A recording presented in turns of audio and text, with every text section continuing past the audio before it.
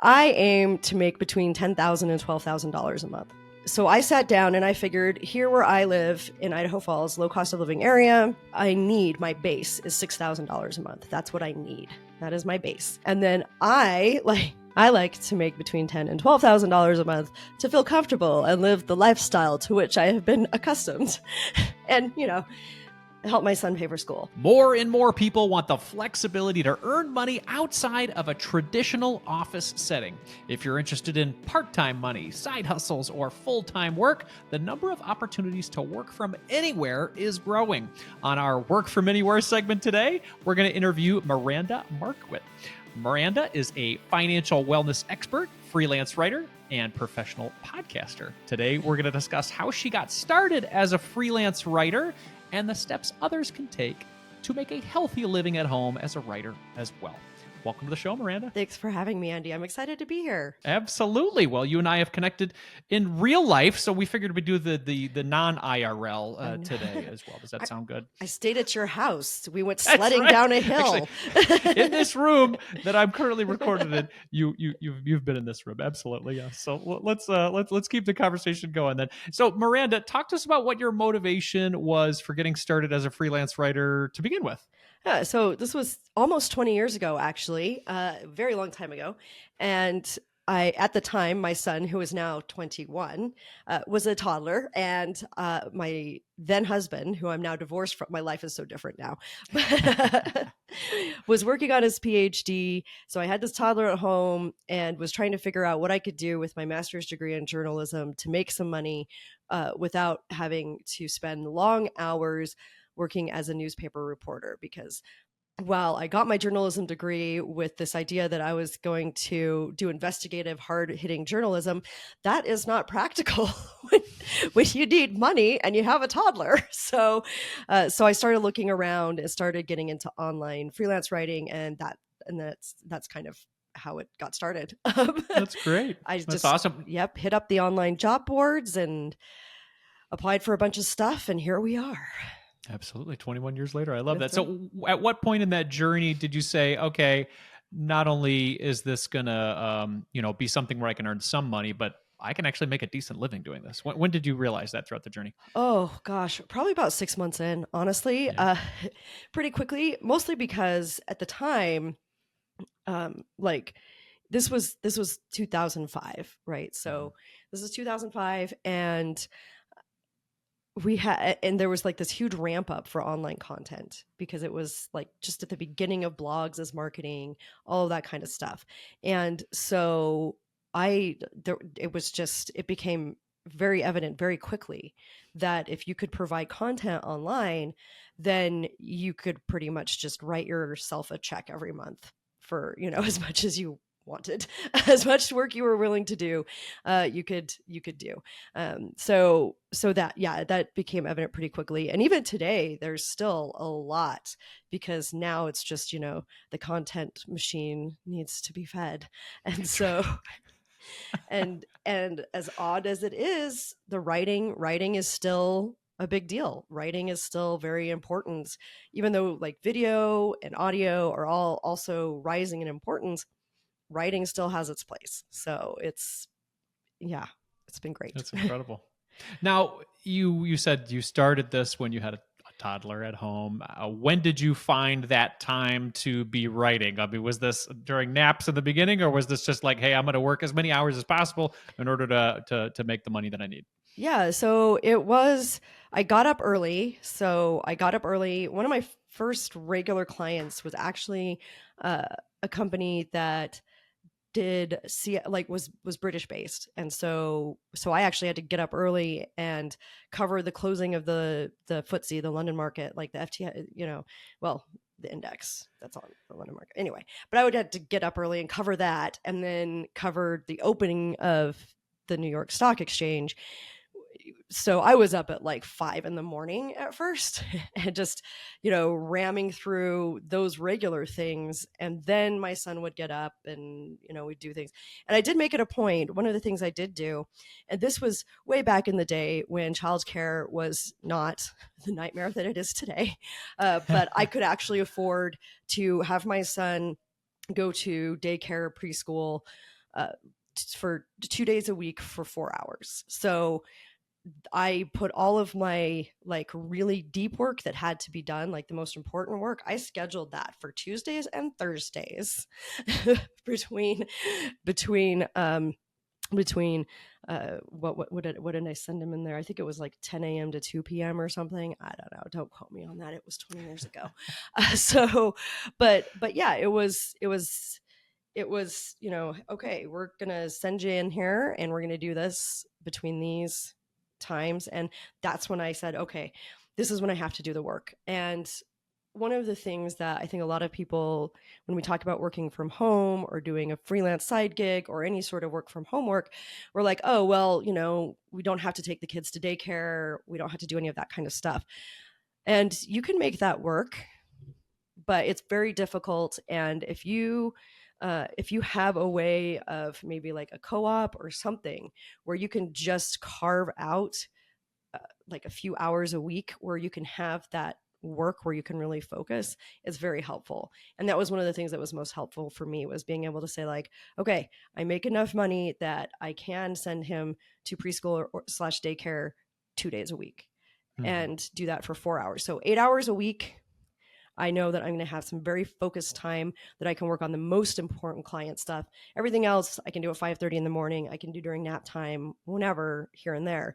But I wanted to make sure I had that focused time. Yeah, I love how you pointed that out. I think there's a lot of these, images on the online where work from home, and there's like a kid hanging on your shoulder in the picture. It's like, no, I got to get out of here. Or they got to get out of here. Yeah, I just like the flexibility. I'm sorry, that's not going to work. Exactly. Yeah, I love getting to the library when I want to get some deep stuff done, just because it helps to get out of here. I mean, I focus on too many other things besides my family. Hey, there's stuff to do here. There's laundry to do here. There's, dishes, make food, things like that. So sometimes it's good to get out of the house. Now you talked about this being part-time in the beginning.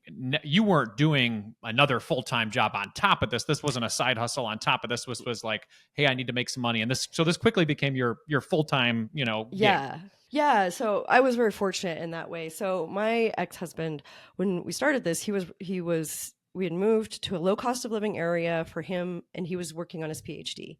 And so for that first year, we actually took out student loans for the first year of his PhD. But then by the second year, he had gotten on a research fellowship.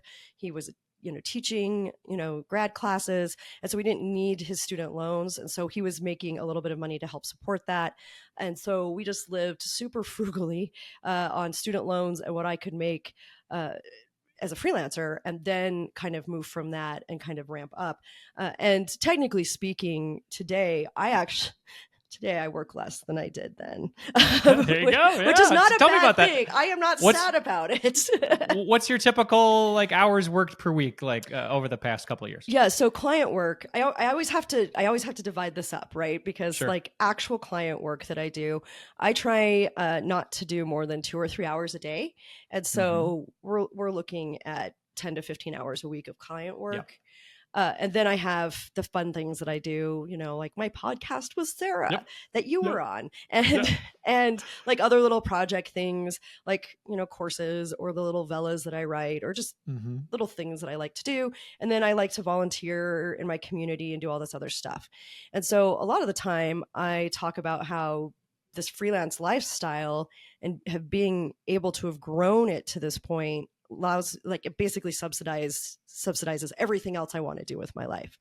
But it did took a while. Like when we made the transition, when my son actually started going to school and my husband was still finishing up his PhD, there was a time period where I was doing client work 50 hours a week, like to ramp everything up.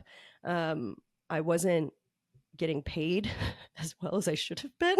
I was getting paid very small amounts of money for the articles I was writing. And so I was working. I did spend a couple of years. There was a time period where I was working like 50 hours a week and working a lot to kind of ramp everything up, do a lot of that writing, build that reputation, and kind of lay that groundwork.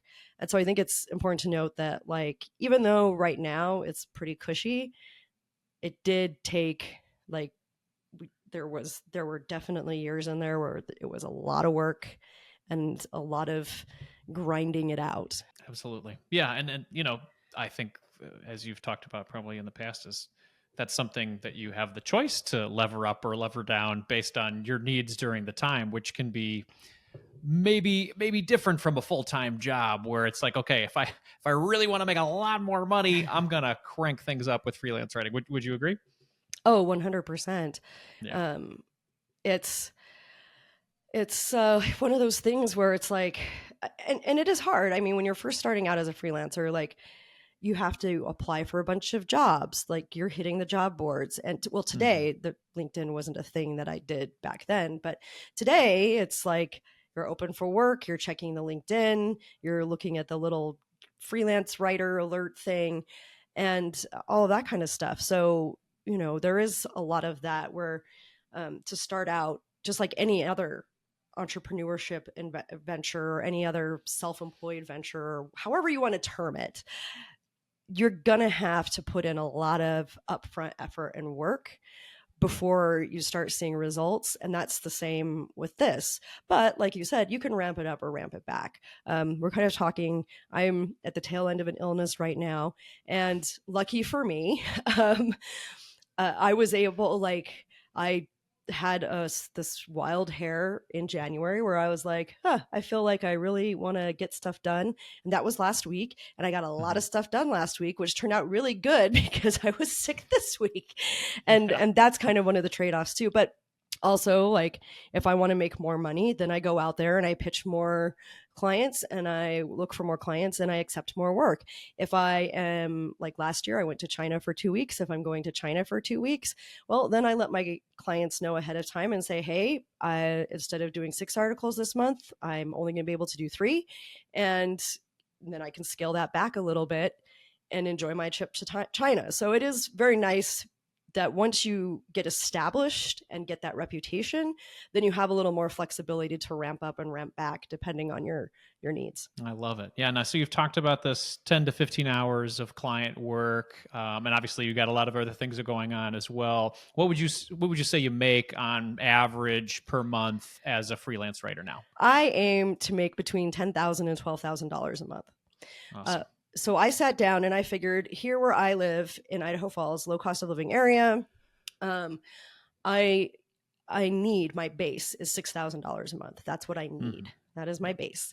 And then I like to make between $10,000 and $12,000 a month to feel comfortable and live the lifestyle to which I have been accustomed, and Yeah. help my son pay for school, things like that. And so I do. I aim for $10,000 to $12,000 a month. And I've been pretty consistent in keeping to that. Sometimes I say yes, and then I look at things and I'm like, I don't want to make this much money because it means I'm doing more client work than I want to be. Yeah. Um, but and I know that's like terrible first world problems, but once again, a reminder, I'm 20 years into this. Like, Yes. this is not something that I woke up one morning and just magically happened. I think it's important that people understand that, like, this is something that I built over time. Um, and now I am lucky enough and privileged enough to be able to be like, yeah, this is my sweet spot. And then knowing what my floor is, to say, this is my floor, this is what I absolutely have to make each month to, like, meet my basics and the things that I want. I love that. Well, I mean, you've been working hard at it, and you deserve all the congratulations. Congratulations! I think that's fantastic. I think you've built Thanks. a great life, and the fact that you're spending a lot of time doing things that you enjoy, and then finding ways to get back to your community in so many ways. I know you and I are part of other communities as well, and Yeah. I know you give back a lot there. Now, to your point, the typical person maybe jumping into freelance writing in their first year as they if they Yeah. as they've made some dedication, what would you suspect based on how many hours they work or things like that? How would you gauge that as far as Yeah. income? I mean, I would say if you're starting with almost no experience and moving forward, I think a reasonable goal is to try and, build up, and, depending on how much you're working and how many hours you're working and how proficient you are, et cetera, et cetera. But I think it's like part-time. I think it's a reasonable goal to aim for between $1,000 and $1,500 a month, to work up to that. It's probably going to take, it'll probably take, I would say 4 to 6 months to ramp up to that, and like really kind of work toward that. And so but I think that's a reasonable goal to work toward. And I'm being very conservative in my estimates here. I know that you will talk to other people who are selling different freelance courses or doing this other stuff, and they'll be like, you can make $2,000 working, $2,000 a month next month, and using my proven system, send me a bunch of money. And my course is much more practical and not as like not promising you the world. Like I'm very, very like conservative in my estimates about that, because it really does depend on a lot of factors. It also depends on the market. It also depends on what kind of content people are looking for. I think one of the things to keep in mind is you and I are in the financial space. That is one of the more lucrative spaces to be in. Because writing about money makes money and brings money. Yeah, you get paid more. So I think, so for me, I would be reasonable to say like, okay, if you are willing to put in 10 to 15 hours a week as a beginning freelancer and apply for a bunch of jobs, do a bunch of pitching, in 4 to 6 months, you can probably ramp up to making between $1,000 and $1,500 a month, and then go from there. And it actually goes faster if you build a reputation for yourself and you kind of figure out a niche. You can actually start building up a little bit faster. But like I said, I'm a big fan of managing expectations. So absolutely. Well, we appreciate that. Here. We don't like to throw too many hyperboles out during a show about what could be possible. I'm boring. I'm very conservative, Phil, myself. Absolutely. You and I are both out here like, yeah, so, we dabble and stuff, but it's mostly index funds, super boring. Everything about me is boring. It is. Everything about me is boring, including how I'm going to tell you to be a freelancer. It's all very boring. Yeah, but at the end of the day, check the net worth of both of these folks on the phone. It works. Absolutely. So I have a question for you. So we're talking about the earnings here now. First, for people starting off, I think it's the first step that really holds people back. I don't know where to start. Like, where does somebody get their first gig doing this? And to your point, maybe niching down is a great place to start. I guess take us to the next step from there. Yeah. So I think one of the best things, it does help to have just like a basic website, first of all, just that says, here I am, blah, blah, blah. But I think, interestingly enough, LinkedIn is one of a really great place to look for content writer jobs, freelance writer jobs. You can actually put that in there. You can look and see what's available, and then reach out, apply for those. And then also look on Twitter and Threads, are also X, whatever, are good places to look as well, because you'll get people asking for pitches. If you follow like Journal Request or some hashtags like that, you'll have people that say, hey, we're looking for pitches. So you can hop in there and look at that. But it does help to have some sort of website where people can come look. It helps to have some sort of writing that you've done before someplace, even if it's on your own website. So, or even if you've, got a Substack or Medium or something that you can show people, hey, look, I can do the thing and I write about this thing. That's very helpful. You want to be able to show that. And then it also helps if you have some sort of connection to the area that you're aiming for. Now, I say this because I did everything wrong, but I started in money and had no idea. I had no connection to money or anything. Somebody just approached me and was like, hey, you're posting a lot on this. It was back when content farms were like a thing. Mm-hmm. Hey, you're posting a lot. We just want somebody consistent. Write for us. And because I do have a journalism degree, you don't need a journalism degree, but because I do have a journalism degree, like understanding sources and contacting experts and writing and researching were all part and parcel of that. And so I learned about money, and kind of moved through that and became an kind of expert that way. Well, as much as an expert is, whatever. Anyway, at least You're an expert in my books. I'm not calling myself a coach yet. Anyway, but no shade to coaches. Coaches are great. Coaches are great.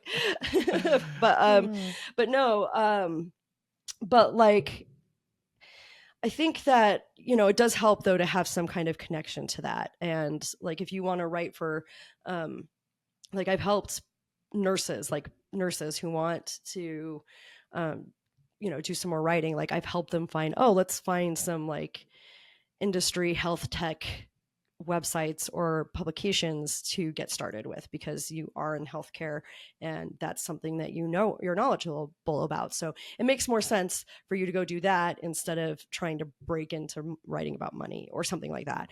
And so that helps as well. You don't need it. It's not necessary. You can, find ways around it, but it is helpful. And then also there are some job boards that you can check into to get started. I actually have, and I'll send it to you. I think I have a thing where I have like how to get started, like where to start looking for gigs. So I will send that to you and you can put it in the show notes. So people can find it. But, and I try and, say like, oh yeah, like here's some different job boards. These are low barrier to entry, which means they're not going to pay super well, but they'll get you started. And sometimes, you do a couple low paying gigs just to get something out there and then ramp up as fast as you can. And then I'll have like other things like, okay, here are some sites, you might have to pay to get these job leads, but the price is worth it, or, this newsletter or something. So we have different things like that where you can say, hey, these are the barriers to entry. These are the things that you're going to have to watch for. Here's how you do it. Here's how you get started. And so I will send that to you. That'd be great. Yeah, we'll put that free resource in there. Now, you do have a course that kind of walks people through this whole process in more than just a 20-minute interview, of course. So can you tell us a little bit about the course and what people might learn by going through that? Yeah. So this was something that I did with two other freelancers who are also, they actually make more than me, but they also work more than me. There you go. But with two other freelancers, we put this together. We actually did it as a live thing for 2 years. Then we decided we were tired of that. So we moved it to Gumroad, and now it's much less expensive because it's not live with us anymore. So there are a couple different courses. The beginner course will help you figure out how to set up, your website, what you need to do to land your first client and really get started. We have an intermediate course that's really more about like making that shift to full time, what you need to do to really set it up and make that shift to like doing it more than just occasionally. And then we do have a third course that's really more about like running the business aspects of it. When you need to like outsource, what kind of, business structure you might want, all that kind of stuff. So those are the three different main things that we offer. But yeah, if you sign up for it, then yeah, it takes you step by step through from like, if you go through all of it, it'll take you step by step from how to get started, how to land your first client and get paid, what you need to do to keep getting paid and grow your freelancing career, and then finally what you need to do to actually run it as a true business. I love it. And I'm affiliate of this course, everybody, because I've known Miranda for a while, and she's the real deal. And if she's got a course out there teaching people how to become a freelance writer from home, in your spare time, whether it's side hustle money or eventually a full-time thing, check out her course. You can go to marriagekidsandmoney.com/freelance writers academy. That's marriagekidsandmoney.com/freelance writers academy. Miranda, thank you so much for sharing your story with us and sharing these great tips with everybody. Thank you so much. It was fun to be on. It's good to see you. Absolutely.